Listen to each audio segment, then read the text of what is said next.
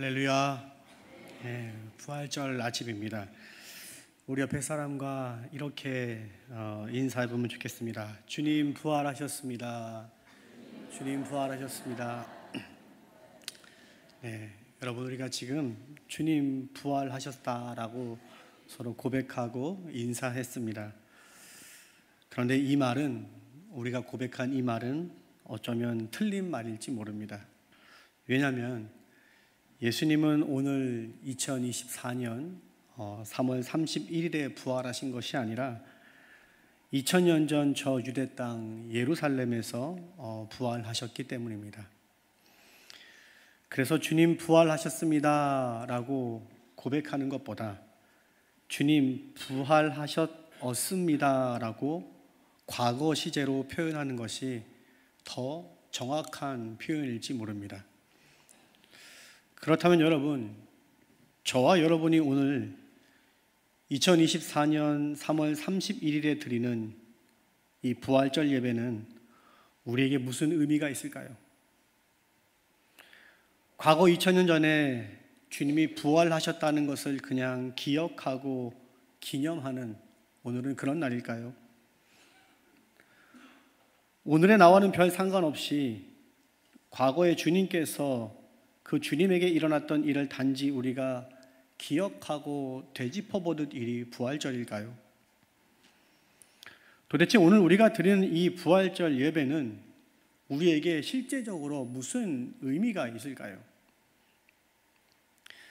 우리가 지난 5일 동안 특별 고난주간을 보냈습니다.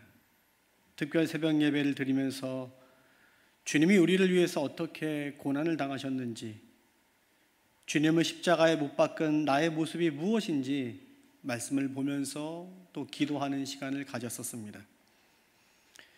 여러분, 고난주간을 보내는 우리의 마음은 참 아픕니다.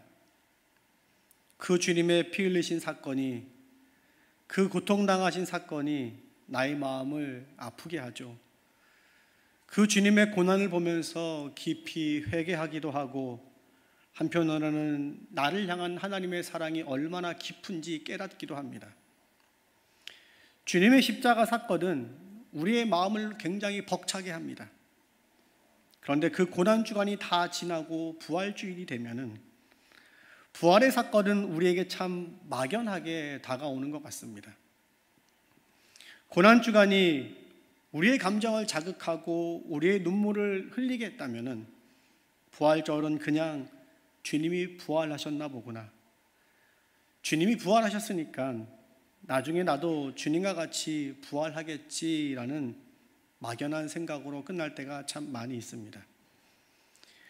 부활의 사건이 막연하고 먼 미래에 있을 어떤 약속같이만 느껴질 때가 참 많이 있다는 것입니다.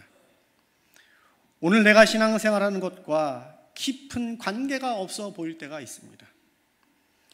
여러분, 예수님의 부활은 단지 우리에게 하나의 약속에 불과할까요? 예수님의 부활이 현재 나의 신앙생활과 어떤 관계가 있을까요? 오늘 우리가 너무나 잘 아는 갈라디아서 2장 20절 말씀을 본문 말씀으로 보았습니다. 여기에 보면은 붉은 글씨로 이렇게 되어 있죠. 내가 그리스도와 함께 십자가에 못 박혔나니. 십자가 사건을 이야기하고 있습니다. 주님과 내가 연합하였기 때문에 주님이 십자가 달리신 사건이 나의 죽음이 되었다는 것입니다. 내가 직접 십자가에 달린 것은 아니지만 나와 주님이 하나로 연합되어 있기 때문에 주님이 하신 일이 곧 내가 한 일이 되었던 것입니다. 그러면 여러분, 이 붉은 글씨 다음에 와야 될 구절이 무엇입니까? 부활이 언급되어야 되죠. 십자가를 언급했으니까 그 다음에 부활을 이야기해야 합니다. 내가 그리스도와 함께 무덤에서 부활하였나니, 내가 그리스도처럼 이 다음에 부활할 것이니, 이런 말이 나와야 앞뒤가 맞는 표현입니다. 그런데 오늘 말씀은 부활을 어떻게 표현하고 있냐면은 파란 글씨로 이렇게 되어 있죠. 내 안에 그리스도께서 사시는 것이라 라고 표현합니다. 주님의 부활을 나와 동떨어진 사건으로 어떤 먼 미래에 일어날 사건으로 하거나 먼 미래에 있는 사건으로 표현하지 않고 현재 나에게 있는 사건으로 왜 표현할까요? 우리가 새벽 예배 때 마가복음 말씀을 쭉 보고 있습니다. 그때 4장 말씀을 보면은 예수님이 제자들과 함께 배를 타고 바다를 건너는 장면이 나옵니다. 그런데 바다 한구에 가는 데서 큰 풍랑을 만나죠. 그래서 제자들이 이렇게 말합니다. 선생님, 우리가 죽게 되었습니다. 여러분, 제자들은 배를 오래 탔던 사람들입니다. 여러분이 잘 아는 베드로부터 시작해서 안드레, 야고보, 요한 모두가 어부였습니다.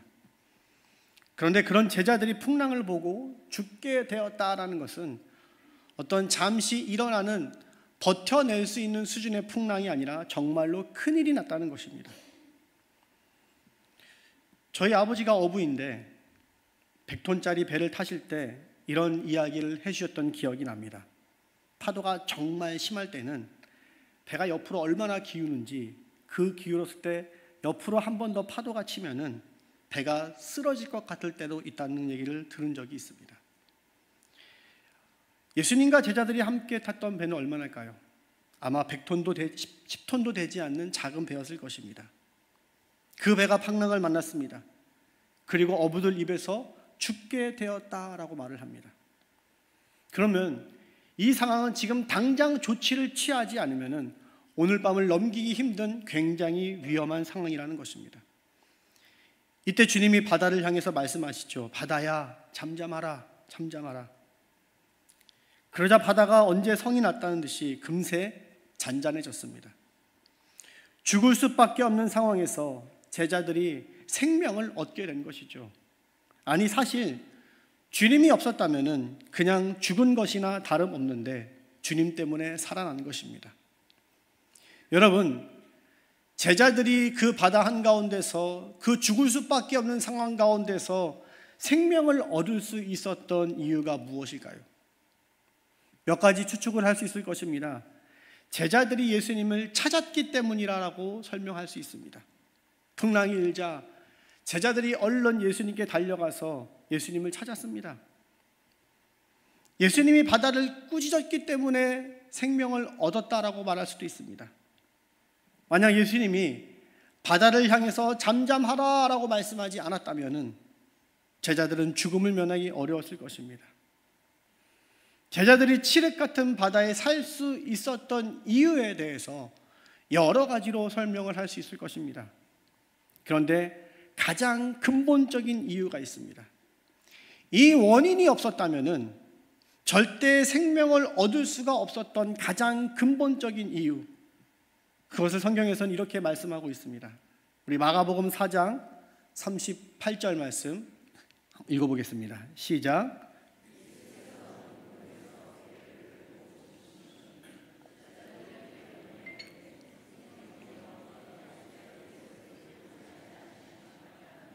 네, 여러분, 주님이 어디 계시죠? 고물에 계십니다. 배 안에 계십니다. 이것이 제자들이 생명을 얻을 수 있었던 이유입니다. 제자들이 예수님을 부를 수 있었던 것도, 예수님이 바다를 향해 꾸짖을 수 있었던 것도 결국 모두 예수님이 배 안에 타고 있었기 때문에 가능했던 일입니다. 만약 예수님이 배 안에 계시지 않았다면 제자들은 죽음을 면하기 어려웠을 것입니다. 여러분, 오늘 본문에서 사도 바울이 부활의 사건을 내 안에 그리스도께서 사시는 것이다 라고 표현합니다. 그리고 마가복음 4장에서 주님이 배 안에 계셨기 때문에 제자들이 살 수 있었다라고 우리에게 가르쳐주고 있습니다. 여러분, 이 두 가지 말씀을 오늘 우리에게 적용해 보기를 원합니다. 여러분, 우리의 인생은 하나의 배를 타고 있는 것과 같습니다. 어떨 때는 풍랑을 만나고 그 풍랑이 너무나 심해서 한 번 더 파도가 치면은 우리 인생이 쓰러질 것 같을 때도 있습니다. 그때 여러분, 여러분의 인생의 배에 주님이 타고 계시는지 질문해 보았으면 좋겠습니다. 참 다행인 것은 제자들의 배에는 주님이 계셨습니다. 제자들의 행동이 못마땅해서 예수님이 저 배 고문에 계셨지만, 뒤편에 계셨지만, 그래도 주님은 제자들이 있는 배 안에 계셨습니다. 그래서 제자들이 주님을 부를 수도 있었죠. 그렇다면 여러분의 인생의 다급한 순간, 그 다급하고 간절한 순간에 그 주님을 부를 그 대상이 여러분 안에 계시는지 한번 질문해 보았으면 좋겠습니다.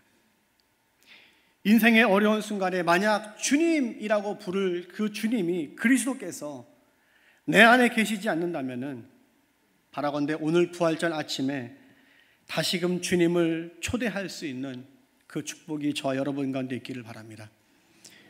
요한복음 3장 20절에 우리가 잘 아는 말씀이 있습니다. 우리 함께 읽어보겠습니다. 시작. 볼지어다 내가 문 밖에 서서 두드리노니 누구든지 내 음성을 듣고 문을 열면 내가 그에게로 들어가 그와 더불어 먹고 그는 나와 더불어 먹으리라. 아멘. 주님이 우리 마음 밖에서 두드리십니다. 강제로 문을 열지 않으시죠. 인격적인 주님께서 우리 스스로 그 문을 열기를 기다리십니다. 그런데 이때 모든 사람들이 문을 열고 주님을 받아들이는 것은 아닙니다. 왜냐하면 문을 열고 주님이 들어오는 순간 내 인생의 간섭이 시작되기 때문입니다. 문 밖에 있을 때는 주님과 내가 남남이지만 주님이 문 안에 들어오는 순간 그때부터 우리는 주님과 함께 해야 합니다. 어쩌면 불편한 삶이 시작되는 거죠. 내가 하고 싶은 대로 말하고 행동하는 것이 아니라 그 행동하는 가운데 주님의 말이 나에게 들리기 때문에 불편할 수 있습니다. 그런데 주님이 내 안에 들어오는 순간 분명한 것은 내 삶이 완전히 변하게 된다는 것입니다. 우리가 읽었던 요한계시록 3장 20절 말씀 뒷부분에 반복되는 구절이 있습니다. 반복되는 단어가 뭐죠? 더불어 먹고라는 말이 2번이나 반복되고 있습니다. 주님이 내 안에 들어왔을 때 제일 먼저 하시는 말씀이, 제일 먼저 하는 일이 너 이제부터 내 말을 꼭 들어야 돼, 이것을 먼저 말씀하시는 것이 아니라 나 너와 더불어 먹을 거야 라고 먼저 말씀하신다는 것입니다. 더불어 먹다 보면은 주님의 말을 지키게 됩니다. 주님의 말을 지키려고만 애쓰면 어렵지만 더불어 먹는 것이 우리 인생 가운데 시작되면은 주님의 말을 지키는 것은 조금 더 수월해집니다. 여러분, 그러면 더불어 먹는다는 것이 무슨 뜻일까요? 여기 더불어 먹는다는 것은 헬라어 데이프네소라는 저녁 식사라는 것을 의미합니다. 예수님과 제자들과 함께 했던 마지막 식사도 저녁 식사였습니다. 주님은 제자들의 어리석음과 또 제자들의 그 배신할 것을 미리 다 아셨지만 제자들의 발을 씻기시고 그들과 함께 주님은 저녁 식사를 하셨습니다. 여러분, 더불어 먹는다는 것은 오늘 말씀에서 그와 더불어 먹고 그는 나와 더불어 먹으리라는 말은 우리의 연약함에도 불구하고 주님이 우리와 함께 하시겠다라는 말씀입니다. 우리가 약한 모습을 보일 때 나 너의 이런 단점 때문에 이제는 손절할 거야, 나 너의 이런 약함 때문에 이제는 함께하지 않을 거야 라고 말씀하시는 것이 아니라 우리와 영적인 교제를 그럼에도 불구하고 주님은 하기 원하신다는 하나님의 마음인 것입니다. 여러분, 이 초대에 여러분의 마음의 문을 열기를 축복합니다. 우리는 다 연약하고 우리는 다 부족합니다. 그러나 주님은 우리의 마음을 그럼에도 불구하고 두드리시고 괜찮아, 괜찮아, 일단 마음의 문을 열렴 하고 우리에게 말씀하시는 것입니다. 일단 열고 그리고 주님과 함께 말씀과 기도로 교제가 시작되는 인생이 될 때 그 주님과의 만남이, 부활하신 주님과의 만남이 현재가 될 때 우리 인생의 부활이라는 신앙이 시작되는 것입니다. 여러분, 여러분의 삶에 이런 축복이 지속되기를 축원합니다. 오늘 우리가 읽은 갈라디아서 말씀에서 예수님의 부활을 내 안에 그리스도께서 사신다라고 표현합니다. 결국 예수님의 부활이 단지 어떤 먼 약속이 아니라 오늘 나의 이야기, 오늘 나의 신앙이라고 말씀하고 있는 것입니다. 여러분, 내 안에 주님이 계시는 사람은 그 신앙을 고백하는 사람에게는 부활이 막연하지 않습니다. 왜냐하면 오늘 주님이 나를 건져내시고 오늘 주님이 나를 살리시는 것을 경험하기 때문입니다. 생생하게 주님이 내 안에 살아서 내가 기도할 때 들으신다는 것을 확신하고 성경을 볼 때는 주님이 나에게 말씀하시는 것을 내가 알기 때문입니다.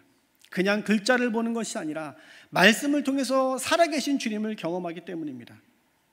그래서 이 다음에도 오늘 이렇게 나와 함께 하시는 주님이 재림하실 때 나를 부활시키겠구나라고 생각하게 되는 것입니다. 그때 나에게 영원한 생명을 주시겠구나라는 것을 믿게 되는 것입니다. 왜요? 지금 내가 부활하신 주님을 내 안에서 경험하고 있기 때문입니다.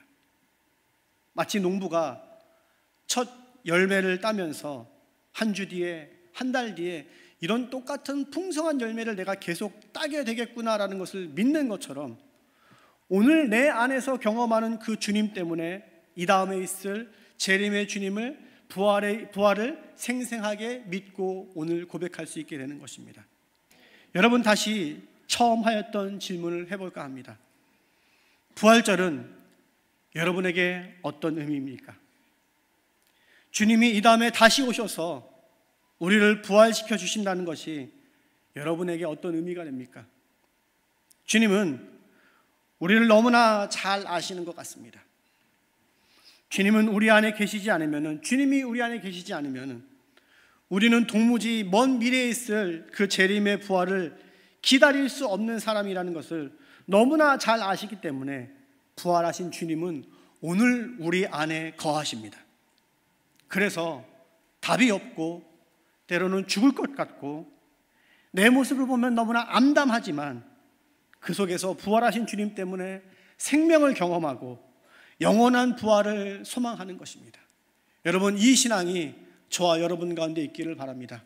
부활, 막연한 단어가 아니라 먼 미래에 있을 어떤 단어가 아니라 오늘 내 안에 계시는 그 하나님 때문에 그것을 굳건히 믿고 때로는 유혹을 물리치고 어두움과 어려움을 이겨낼 수 있는 그 신앙이, 그 부활 신앙이 저와 여러분 가운데 있기를 주의 이름으로 축원합니다.